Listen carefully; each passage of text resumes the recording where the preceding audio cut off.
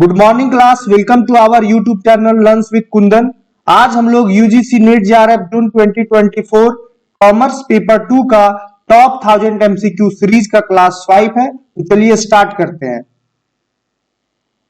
Question number 61 आपको screen पे दिख रहा है। क्वेश्चन को ध्यान से पढ़िए और करेक्ट ऑप्शन को चूज कीजिए। क्वेश्चन है technological advancement in the business environment primarily focus, यानी कि टेक्नोलॉजिकल एडवांसमेंट का मेन ऑब्जेक्टिव क्या है। बिजनेस इन्वायरमेंट में मेन ऑब्जेक्टिव क्या है? तो मेन ऑब्जेक्टिव जो है वो इनहेंस प्रोडक्टिविटी एंड इफिशियंसी, उत्पादकता और दक्षता को बढ़ाता है। क्या करता है? उत्पादकता और दक्षता को बढ़ाता है। प्रोडक्टिविटी और इफिशियंसी को क्या करता है? इनहेंस करता है। कौन? टेक्नोलॉजी। टेक्नोलॉजी जो है वो प्रोडक्टिविटी और इफिशियंसी को क्या करता है? इनहेंस करता है, बढ़ाता है। तो करेक्ट ऑप्शन स्क्रीन पे आपको दिख रहा है, ऑप्शन नंबर सी। क्लियर है? Next question number 62 environmental sustainability. Environmental sustainability initiative in the business environment focus on. Environmental sustainability जो है बिजनेस इन्वायरमेंट में क्या फोकस करता है, किस पे ध्यान केंद्रित करता है, किस पे ध्यान केंद्रित करता है, बताइए। तो ऑप्शन सी जो है वो करेक्ट है। पर्यावरणीय प्रभाव को कम करना, minimise environmental impact. Environmental impact को क्या करता है? मिनिमाइज करता है। देखिए आपका स्क्रीन पे ऑप्शन सी जो है वो दिख रहा होगा। करेक्ट ऑप्शन क्या है? Minimise environmental impact. Question number 63 political stability, है ना। Political stability in the business environment is important because. Political stability का मतलब क्या है? यानी कि किसी भी कंट्री में जो राजनीतिक स्थिरता है वो बरकरार रहनी चाहिए, क्योंकि अगर पॉलिटिकल स्टेबिलिटी है किसी कंट्री में तब बाहर का जो मल्टीनेशनल कंपनियां हैं उस कंट्री के प्रति आकर्षित होती है, क्योंकि उनको एक फियरनेस जो होता है कि वहां सरकार जो है वो बार बार चेंज होती रहती है, तो हमारी कंपनियां डूब जाएगी या फिर वहां नहीं चलेगी, इससे वो दूर हट जाते हैं, है ना। तो किसी भी कंट्री में पॉलिटिकल स्टेबिलिटी होना बहुत जरूरी है। और पॉलिटिकल स्टेबिलिटी का मतलब होता है कि उस देश में राजनीतिक स्थिरता बनी रहे, है ना। बार बार सरकार जो है वो बदलती ना रहे, उसको बोलते हैं हम लोग पॉलिटिकल स्टेबिलिटी। ठीक है, तो क्या क्यों इंपॉर्टेंट है पॉलिटिकल स्टेबिलिटी, बताइए। तो वो इंकरेज करता है, वो क्या करता है? इंकरेज करता है फॉरेन इन्वेस्टमेंट को, क्योंकि बाहरी कंपनियां जितने भी मल्टीनेशनल कंपनियां हैं वो क्या होती हैं कि पॉलिटिकल स्टेबिलिटी को देख करके उसके प्रति आकर्षित होती है, उस कंट्री के प्रति आकर्षित होती है। तो ऑप्शन सी जो है वो, ऑप्शन बी जो है वो करेक्ट है ना। विदेशी निवेश को प्रोत्साहित करना, ठीक है। और आपको स्क्रीन पे ये ऑप्शन बी जो है वो दिख रहा होगा, करेक्ट ऑप्शन है। Next question number 64 socio culture factor. अब सोशियो कल्चर फैक्टर क्या होता है? सोशियो कल्चर फैक्टर क्या होता है? Influencing the business environment. अब सोशियो कल्चर फैक्टर जो है वो बिजनेस इन्वायरमेंट को कैसे इन्फ्लुएंस करता है? सोशियो कल्चर फैक्टर मतलब क्या होता है कि जैसे अगर सपोज दैट इंडिया में आधा से अधिक पॉपुलेशन जो है वो वेजिटेरियन है, हिंदू कल्चर वाले लोग हैं, यहाँ वेजिटेरियन ज्यादा पसंद करते हैं, वेजिटेरियन ज्यादा है, और उसमें भी गाय सुअर के मांस को यहाँ मतलब कि वर्जित है ना, क्योंकि वो रिलीजियस सेंटिमेंट है ना। रिलीजियस सेंटिमेंट की वजह से गांव का फैट और पिग का फैट जो है वो यहाँ वर्जित है। तो ये क्या हुआ? हमारा सोशियो कल्चर, यानी कि हमारा ये कल्चर का ही पार्ट हुआ, सोसाइटी का पार्ट हुआ। क्लियर है? तो बताइए कि क्या इन्फ्लुएंस करता है सोशियो कल्चर जो है वो, क्या इन्फ्लुएंस करता है बिजनेस इन्वायरमेंट पे, बताइए। क्वेश्चन नंबर 64 का आंसर डेमोग्राफिक ट्रेंड को। डेमोग्राफिक ट्रेंड को, ये क्या हुआ? डेमोग्राफिक ट्रेंड ही तो हुआ। जैसे सपोज दैट अगर आप गुजरात का ये जम्मू एंड कश्मीर का बात करें तो वहां लोग जो खाना पसंद करते हैं, क्या सेम खाना जो है वो साउथ में पसंद करते हैं? तो डेमोग्राफी की वजह से लोगों का जो टेस्ट है वो बदल जाता है, लोगों का पहनावा ओढ़ावा जो है वो बदल जाता है, उसी को हम लोग सोशियो कल्चर फैक्टर कहते हैं। ठीक है, सोशियो कल्चर फैक्टर जो है वो बिजनेस को इन्फ्लुएंस करता है, बिजनेस इन्वायरमेंट को इन्फ्लुएंस करता है। किस बेसिस पे? तो डेमोग्राफिक बेसिस पे। ठीक है, नेक्स्ट आपको स्क्रीन पे question number B, answer B जो है वो दिख रहा होगा, डेमोग्राफिक ट्रेंड। और नेक्स्ट क्वेश्चन की ओर हम लोग चलेंगे, question number 65, stakeholder management. Stakeholder management in the business environment, in the business environment involve. Stakeholder management में, बिजनेस इन्वायरमेंट में क्या इन्वॉल्व है स्टेक होल्डर मैनेजमेंट का? बताइए। कारोबारी माहौल में हितधारक प्रबंधन में शामिल है। क्या शामिल है बताइए? Option B, balancing the interest of various stakeholder, ये शामिल है। करेक्ट ऑप्शन क्या है? ऑप्शन बी जो है वो करेक्ट ऑप्शन है। आपको स्क्रीन पे दिख रहा है,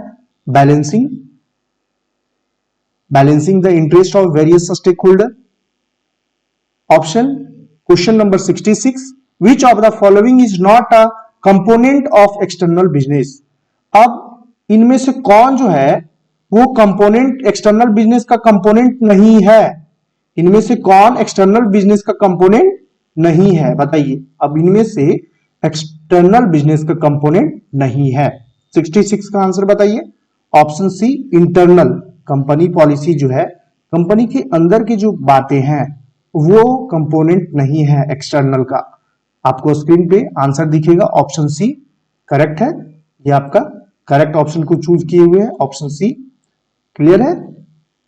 next question number 67, economic factor influencing the business environment include. अब इकोनॉमिक फैक्टर जो है वो बिजनेस इन्वायरमेंट को क्या इन्फ्लुएंस करता है बताइए? Interest rate. इकोनॉमिक फैक्टर क्या करता है? Interest rate. आपको स्क्रीन पे आंसर दिख रहा होगा, इंटरेस्ट रेट। क्लियर है? कोई दिक्कत? Next question number 68, which of the following is an example of legal factor affecting the business environment। कौन जो है वो लीगल फैक्टर एग्जाम्पल है बिजनेस इन्वायरमेंट का? ठीक है, क्वेश्चन नंबर 68 का आंसर कीजिए। लेबर लॉ जो है वो लीगल फैक्टर है। ठीक है, और ये आपका करेक्ट आंसर हुआ, option B, legal labour law. Next question number 69, the business environment encompasses factor that, है ना? बताइए 69 का आंसर। एक्सटर्नल और इंटरनल दोनों जो है ऑर्गेनाइजेशन का, एक्सटर्नल और इंटरनल दोनों जो है वो कारोबारी माहौल में कारक शामिल है। कारक जो है वो दोनों फैक्टर है बिजनेस इन्वायरमेंट का, एक्सटर्नल और इंटरनल दोनों फैक्टर है। तो ऑप्शन सी जो है वो करेक्ट है। आपको स्क्रीन पे भी दिख रहा है ऑप्शन सी। क्लियर है?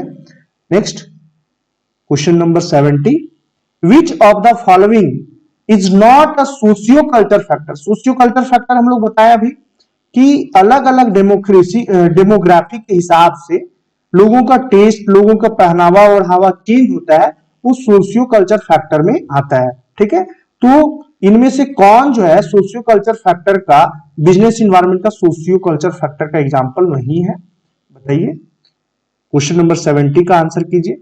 सी, टेक्नोलॉजी एडवांसमेंट, है ना? Demographic shift, cultural norms, consumer preferences, ये सब सोशियो कल्चर फैक्टर का ही है। ठीक है, लेकिन टेक्नोलॉजिकल एडवांसमेंट जो है वो ये सोशियो कल्चर फैक्टर नहीं है बिजनेस इन्वायरमेंट में। क्लियर है?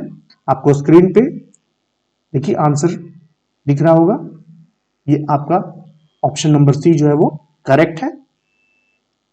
Next question number 71, political instability in a country can directly impact businesses by. किसी देश में राजनीतिक अस्थिरता, इंस्टेबिलिटी, स्टेबिलिटी नहीं, इनस्टेबिलिटी।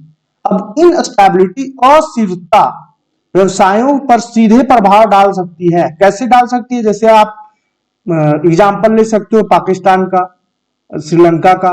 वहां पॉलिटिकल इनस्टेबिलिटी है, जिस वजह से वहां लोग जो है वो निवेश करने में, इन्वेस्टमेंट करने में, फॉरेन कंपनियां जितने भी हैं वो अपना निवेश करने में, इन्वेस्ट करने में डरती है ना? तो ऑप्शन बी जो है वो करेक्ट है, क्रिएटिंग अनसर्टेनिटी फॉर इन्वेस्टर। है ना, इन्वेस्टर के लिए अनसर्टेनिटी जो है वो क्रिएट हो जाता है। किस वजह से? तो पॉलिटिकल इनस्टेबिलिटी की वजह से जो इन्वेस्टर है वो अनसर्टेनिटी को फील करते हैं, अनसिक्योरिटी को फील करते हैं। क्लियर है? और आपको ये स्क्रीन पे आंसर रहा ऑप्शन बी। क्लियर है? Next question number 72, globalisation affect the business environment. अब ग्लोबलाइजेशन जो है वो बिजनेस इन्वायरमेंट को कैसे अफेक्ट करता है बताइए। क्वेश्चन नंबर 72 का आंसर कीजिए। तो इंक्रीजिंग इंटरकनेक्टेडनेस, है ना, इंटरकनेक्टेडनेस को क्या करता है? बढ़ावा देता है। परस्पर जुड़ाव बढ़ाना, यानी बहुत सारी कंट्री जो है वो एक दूसरे से जुड़ करके व्यापार बिजनेसेस जो है वो करना स्टार्ट करते हैं। इस वजह से कंपटीशन जो है वो बढ़ता है। क्या होता है? बढ़ता है, कंपटीशन बढ़ता है। तो ऑप्शन सी जो है वो क्या है? करेक्ट ऑप्शन है। क्लियर है? देखिए आपको स्क्रीन पे क्वेश्चन नंबर 72 का आंसर जो है वो दिख रहा होगा, ऑप्शन सी। क्लियर है? Next question number 73, environmental factor in the business environment include. अब इन्वायरमेंटल फैक्टर में, बिजनेस इन्वायरमेंट में इन्वायरमेंटल फैक्टर क्या है बताइए।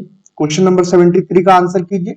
Climate change. इन्वायरमेंटल का जैसे ही बात किया तो क्लाइमेट से बात होगा, है ना, क्लाइमेट चेंज।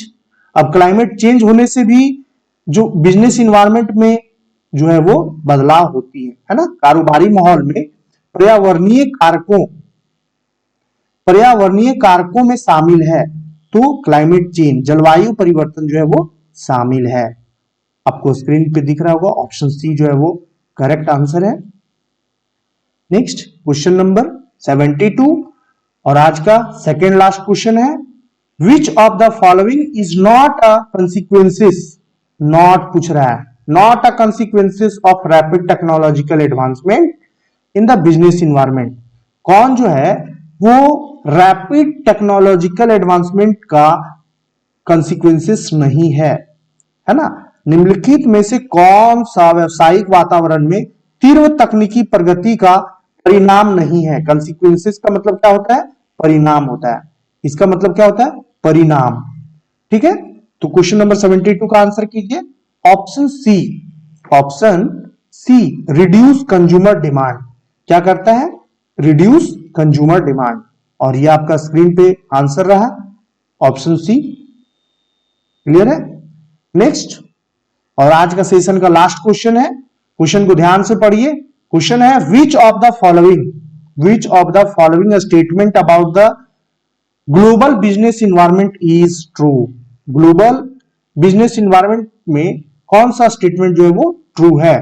क्वेश्चन नंबर 75 का आंसर कीजिए। इसका, multinational corporation operate in multiple country. Multinational corporation जो है वो अपना ऑपरेशन जो है वो मल्टीपल कंट्री में करती है, यानी कि बहुत सारी कंट्री में अपना बिजनेसेस करती है, वो ग्लोबल बिजनेस कहलाती है। क्लियर है? तो आपका स्क्रीन पे ये लास्ट क्वेश्चन का आंसर डी जो है वो आपको स्क्रीन पे दिख रहा होगा, और ये लास्ट आज का लास्ट क्वेश्चन था, multinational corporation operate in multiple countries. तो अगर वीडियो अच्छा लगा हो तो वीडियो को लाइक कीजिए, सब चैनल को सब्सक्राइब कीजिए और शेयर कीजिए। अपने नीडी फ्रेंड्स को शेयर करना ना भूलिए आप। और नेक्स्ट वीडियो आपको फिर से आगे 15 क्वेश्चन का सीरीज लेकर के आएंगे हम लोग। और अगर आपको और भी कोई टॉपिक की वीडियो चाहिए तो आप कमेंट के माध्यम से आप हमें बता सकते हैं कि इस टॉपिक के बारे में आप बताइए, एक्सप्लेन कीजिए, हम लोग उस टॉपिक पे वीडियो बना करके आपका डाउट को क्लियर करने का कोशिश करेंगे। तब तक के लिए धन्यवाद, आप अपना ख्याल रखिए।